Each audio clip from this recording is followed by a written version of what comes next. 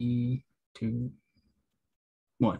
I think. Hello, everyone. Welcome back to the Animation Combination for another episode of Who Wants to Be a Millionaire Animation Edition. This is your host, Ibrahim, aka Mark Brown, and we're back for episode 2 of season 7 of this game show that somehow lasted for 7 seasons. I don't know how or why, but I'm grateful, and here we are. We have returning a familiar face, Mr. Zora Catone. Welcome back to the show. Good to be back. Thanks for coming back, and for people who are unfamiliar with you or haven't seen the previous episodes, can you introduce yourself?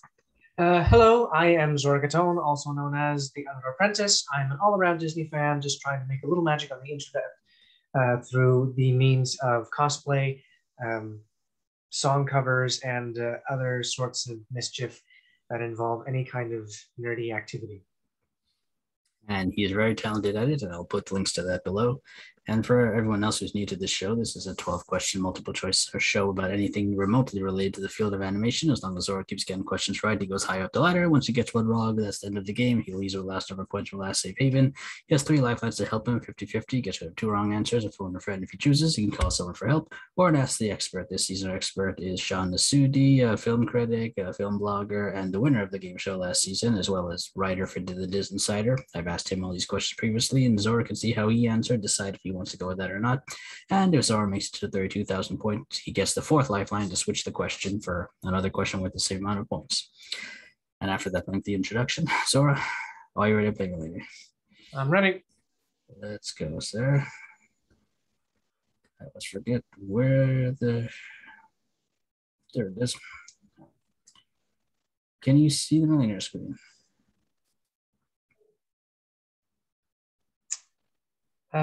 Yep. Now I can. Awesome. And again, this year ladder of points. Remember the yellow ones are the benchmarks. Once you get to those, you can't lose anything no matter what. You can't lose them no matter what. And everyone just Sean the Sudi, check out his blog at Rhode Island Movie Corner, our movie corner at blogspot.com. And Zora's read this already, so let's go ahead and start. 500 points, sir.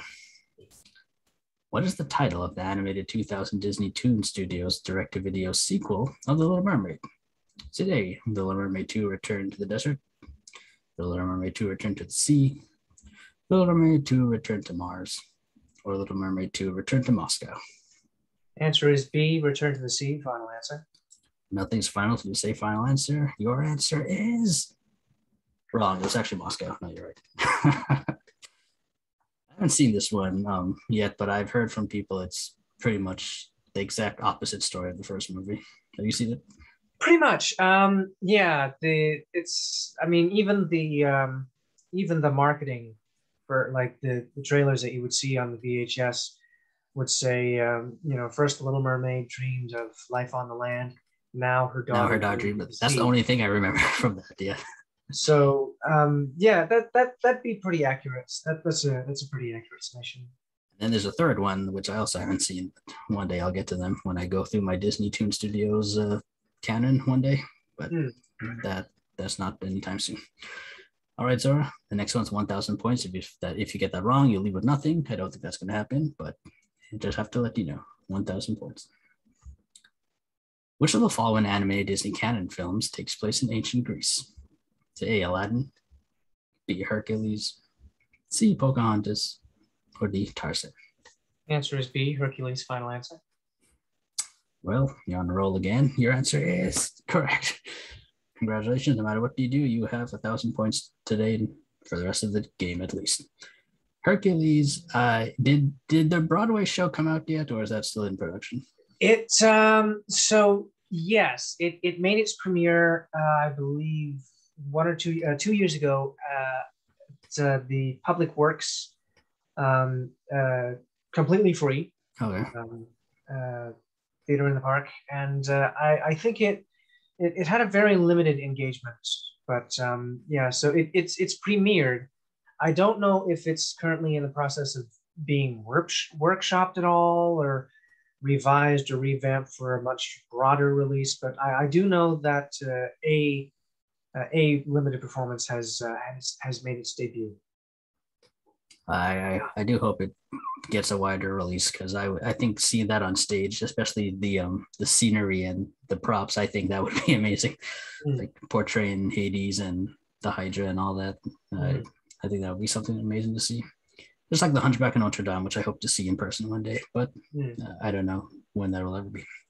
I mean, I find it interesting that Roger Bart goes from the singing voice of Hercules to playing Hades on stage, and better yet, the costume for Hades is very much based on early concept art. So before his hair was all Oh, really? wiry, it was very like sleek and like still blue, but like Mm-hmm. you have that full toga look, and I mean it looks very elegant, and he does a good job. He definitely does a good job playing his own villain. Well, I I got to Google pictures of that because I haven't seen that yet. Hmm.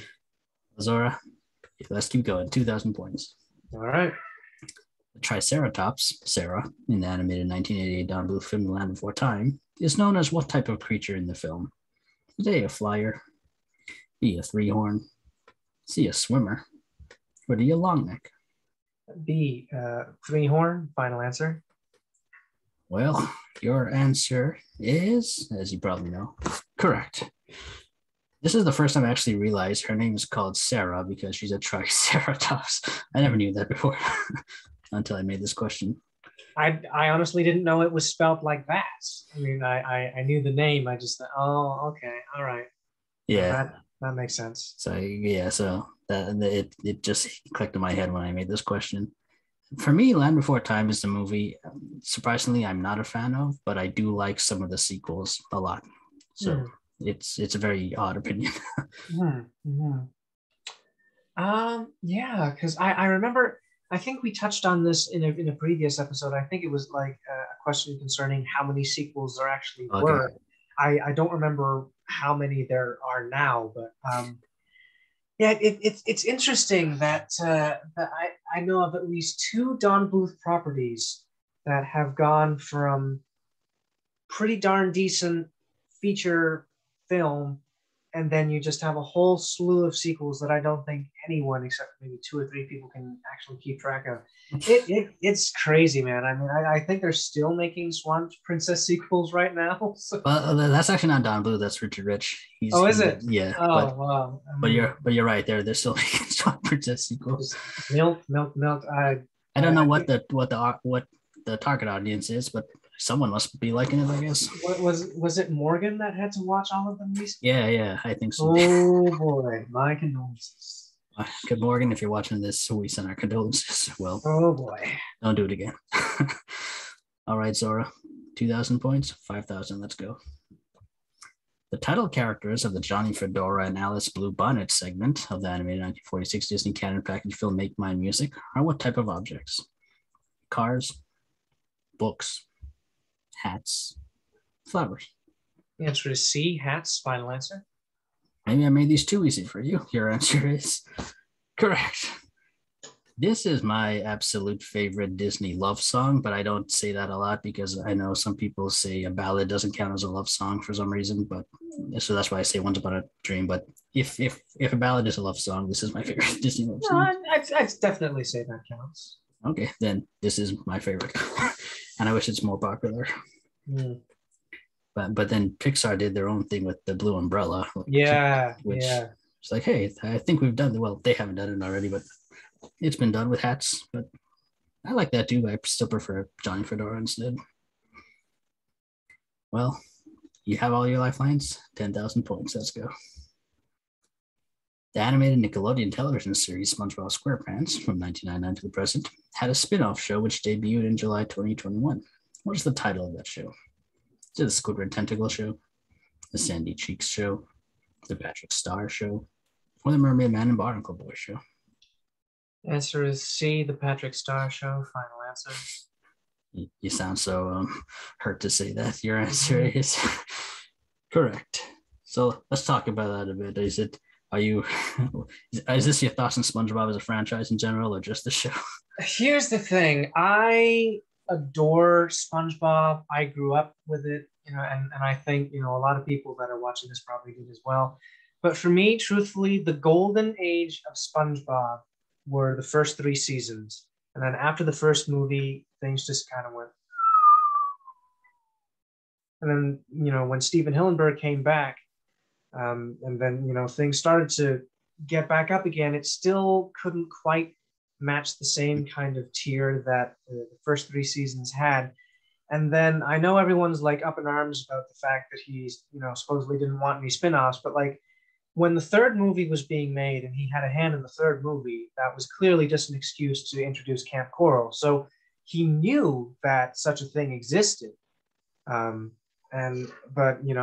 whether or not he would approve of what's going on with Camp Coral or even the Patrick Star Show is unfortunately nobody knows. But may he rest in peace. And that was a sad day. It was a sad day indeed. I also am a fan of SpongeBob, but I didn't grow up with it because I don't have Nickelodeon, so I would only watch it when I visit like my cousins and they have it. So I like the show fine. Even now, I still like the show, but I would agree with you. I'm no expert on the show, but I would agree that the first few seasons are definitely better than much of the rest of the show, even though I still like much of the rest of it. Yeah, I mean, like some of the episodes, some of the seasons now have some.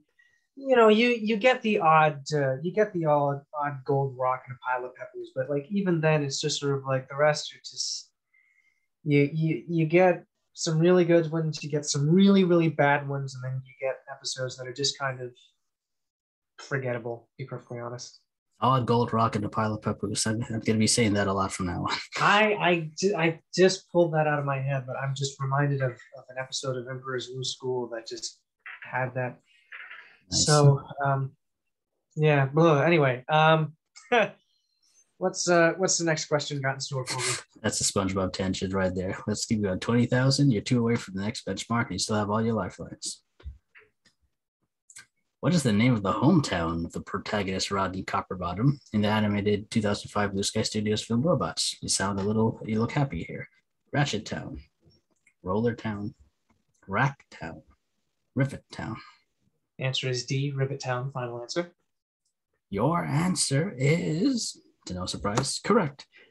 I don't think we ever talked about robots or Blue Sky in particular on this show, but are you a fan of both the film and the company? Well, before corporate synergy came over, I will say that there were a few Blue Sky films that I do genuinely like, Robots being one of them. Yeah. Ice Age, the first one, in any case, gorgeous. Not as technologically, wowing as something as, say, Monsters Inc. But even still, like the art style is great. I adore the score. You get some really fun scenes, especially with the ice slides and the caves and everything like that. That was one of my favorites. But Robots, I think, I just really loved seeing all the different character designs, because like that to me is how you take advantage of CGI animation. You have something that would look pretty good in 2D, no doubt. But like when you have so many things, like so many different possibilities for character designs, and being able to bring them to life in 3D is just gorgeous. I mean, the textures by themselves, especially for 2004, 2005 standards, hold up pretty darn well today. So, and of course, having the Blue Man Group doing some of the music for that is always a winner. And naturally, you got a great cast: Ewan McGregor, Amanda Bynes, Greg Kinnear, Robin Williams. Can't forget him. Yeah. Mel Brooks. Oh, yeah. And of course, he just steals the show. Of course. So, yeah, that's one of those movies that I remember even fondly now. Again, may Robin, wherever you are, may you rest in peace. That was a sad day as well. But yeah, I'm currently going through a Blue Sky marathon in honor of them, because since the studios is defunct now, but it's 13 films, so yeah, 5 of them are Ice Ages, so that should be fun. Good luck. Thanks. I don't know what's worse, 5 Ice Ages or 7 Swan Princesses. Oh, I think there are much more than 7, or like 17 Land Before Times. Oh, good Lord. Oh, goodness. So I will say this much though: for as many Land Before Time sequels there are, as far as my knowledge goes, at least they're still all 2D, as opposed to Swan Princess. Like, okay, 2D up to like 5, and then we're all going to be like CGI Sophia the First looking cheap knockoff stuff. Frightening stuff. Dreadful. All All right, Zara, the next one with 32,000. If you get that right, you will have that no matter what, and you'll get the fourth lifeline to switch the question. If you get it wrong, you go down to 1,000, and that's the end of the game. Let's go. Where's my mouse? There it is. 32,000. What is the rank of the cat character named Tibbs, who helps the Dalmatian puppies escape from the old DeVille place in the animated 1961 Disney canon film 101 Dalmatians? Captain, Colonel, Sergeant, General. Sir, Captain, sir, the answer is C, Sergeant, sir. Final answer? Final answer. You are a whiz at this. Your answer is correct. Congratulations. No matter what you do today, you have 32,000 points and you have that fourth lifeline. You're going into the top 5 questions with all 4 lifelines still intact. Excellent. Yeah, Zora, yeah. Sergeant Tibbs, I had a feeling you would know this one as well. Yeah. I think this is... Sorry, go ahead. I absolutely love the timid nature of this character, and yet he still has that kind of military characterization just drilled into him. It's lovely. I love characters like that. I love them so much. And this movie, in particular, I love all the characters in this movie. I think this movie is very underrated from what it could be. Like, this is like in my top 5 favorite Disney movies of all time, probably. Yeah. I haven't seen Cruella yet, and I'm trying to not see it for a while, but I don't know what. Maybe I'll like it. I don't know, but I like the original 101 Dalmatians. And I'll stick with that. I'll say this much. I went into Cruella not expecting to like it, and I thought it was going to be a prequel to the Glenn Close movies. Yeah. Turns out not a prequel, but I ended up liking it a lot more than I thought I would. It's strange for me to say, but like, even before Cruella starts donning her, black and white hairdo as a grown adult, like, I do see why Emma Stone was cast. Like, it's probably, with the help of makeup, but like, she does have a very Cruella-like face, and so when she goes full DeVille, I'm okay. Now I get it. Now I get you. And it was very sporting of Glenn Close to produce the film as well. So did she? Yeah. Okay. Well, she had some kind of producing credit. I don't know if it was executive or just whatever, but it was nice to see that she had some kind of hand in this, and seemingly has her support behind Emma. So that's nice to see. No, it's just good to see them support each other. I guess what I'm hesitant about is I hated Maleficent with the passion, so that's what I'm a bit hesitant about. Cruella kind of does what Maleficent tried to do, but better. At the same time, though, there are a few story elements that are just kind of like, really? You decided to go that route? Yeah. Okay. I'll say this much. As much as I enjoy Cruella, I still prefer Once Upon a Time's tackle on the Cruella on the character's backstory, just a little bit better, even within its own standalone story. I see how it fits into the bigger picture better, but like at the same time, just sort of like, I'll finish this up. Cruella knows that there's no redemption for the character, so it doesn't try to make her like this. No, I'm just misunderstood. She's like, not to spoil it, but like if you've seen the trailers, then like she just sort of like, what, I'm not going to pretend to be the good guy. I'm just going to be I'm just going to be bad and have fun doing it. So that is what Maleficent should have been instead of but Maleficent didn't. Okay, you've raised my hopes somewhat on Cruella, so thank you for that. All right, Zora, you're 5 away from the million. You have all your lifelines. Let's see if we can get there. 64,000 points. What is the shared name of the twin children in the animated 2020 Netflix film, The Willoughbys? Alistair, Barnaby, Clifford, Dudley. Have we stumped you finally? The Willoughbys. Take your time. No. You hush. My phone's been doing something stupid all week. No, the Willoughbys. I can't say I've ever heard of such a thing. Well, you have your experts. If it's 50, or you could swap it for something totally different. Yeah. Could we swap that out? Sure. Well, let's swap it out, and we'll do that. But just for fun, what would you have guessed if you had to take a guess here? Willoughbys. Well, it sounds rich, so I want to say Alistair. If you told me Alistair, final answer, you'd have been wrong. It actually was Barnaby. So the Willoughbys, it came out last year on Netflix, and I think it's based on the book, but it's like about like these four kids, and they have parents who don't really care about them, and they're trying to find, I think, better parents or something like that. But the twins, they're both boys, and they name both of them Barnaby, so they're called like Barnaby A and Barnaby B. So they're kind of creepy. It wasn't a bad movie from what I remember. I watched. It definitely sounds like a book adaptation, and one that I'd be interested to look into. I still haven't seen Mitchell versus Machine, so I've got a lot to catch up on. I haven't seen that one either. But I think you'll like the Willoughbys a lot because I think of the animation style is really like stylized. It's really unique of its own thing. You can check it up after.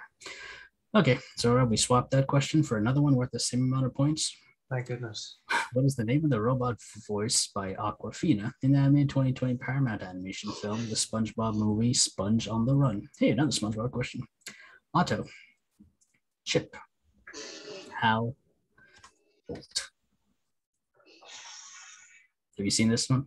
I only just saw it recently. And I didn't realize that it was Awkwafina until the credits, because like I was just sitting there like Kuzco, like, who is that? I know that voice. You can do another lifeline if you want. Yeah, can we do a 50-50 on this one? Okay, let's get rid of two wrong answers for you. And we're left with Otto or Hal. I have a bad feeling about this. You have the expert if you want as well. Yeah, I'll go with A, Otto, final answer. How sure are you? I want to say 50% sure. Well, that helps in a two choice situation. If you get this right, you keep going. You get it wrong, you leave at 32,000. It was nice having you. Zora, your answer is correct. Congratulations. Yeah. Yeah, I also didn't. I knew Awkwafina was a voice of some character in this movie, but throughout the whole movie, I was trying to figure out who is she? Who is she? And it was only after. I don't like to look at through a cast like on IMDb while I'm watching a movie, so I usually do it afterwards. So after I watched the movie, I looked up on IMDb. It's like, wait, she was the robot? I would never have thought that.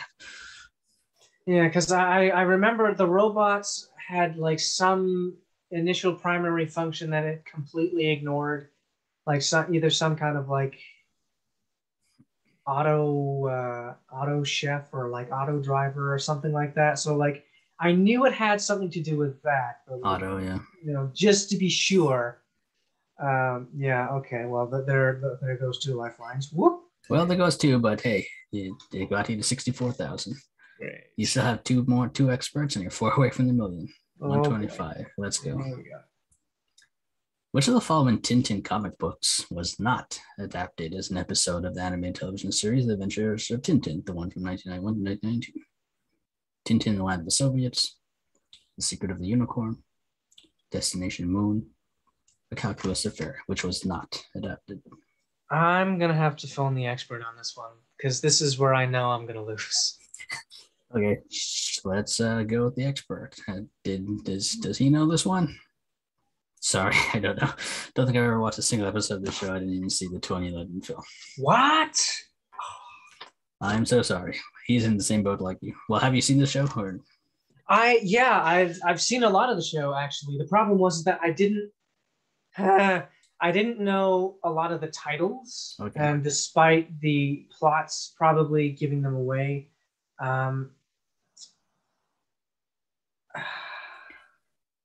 The terrible thing is that I've watched a lot of the episodes, and I love the Secret of the Unicorn movie. And I was even trying to do my own little tribute to Tintin. Unfortunately, Oh, I would love to see that. It was going to be in the style of the Disney afternoon. So, but oh boy, yeah, this is where I'm going to be. So just to let you know, if you get it right, you keep going to 50,000. You get it wrong, you leave with 32,000, or you can walk away with 64,000 and hope to come back for round 2. Those are your 3 choices. The 64,000 was the not the benchmark, the one above the benchmark. I see. And if I lose this, that's just like 35,000, yeah? Go down 32,000, yeah. Oh, 32,000. Yeah, okay. The benchmark number, yeah. Give me 1 second. This because when I'm put on the spot like this, it's very difficult to make a decision. Okay. So I'm gonna flip for this. If it's heads, I'm gonna take my winnings and walk away. If it's tails, I'm gonna try and wager a guess and probably lose.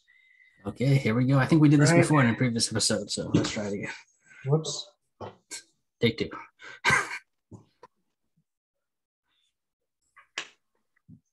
Yep. This is where I'm going to have to humbly accept defeat and walk away with 64,000. I mean, that's not too bad. If there's a round 2, 64,000 is a good number to have. But Zora, is that your final answer?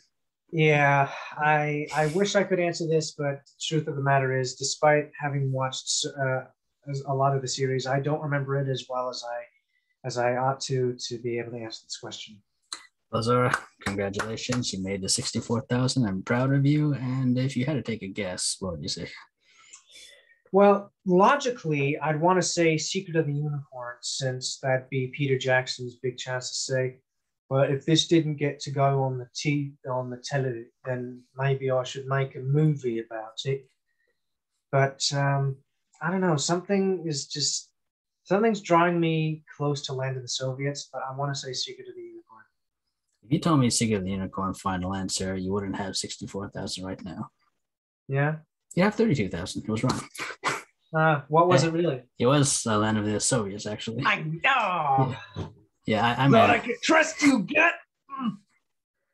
Yeah, Land of the Soviets would have been my guess. I don't know how familiar you are with the books, but the first Land of Soviets was the first of all the Tintin books created, and they don't sell it now because of unfavorable portrayal of Russians in it. Yeah, but, I wager that's probably not that'd probably be the case. I knew it wasn't Destination Moon because that's with the professor going, I'm acting the goat.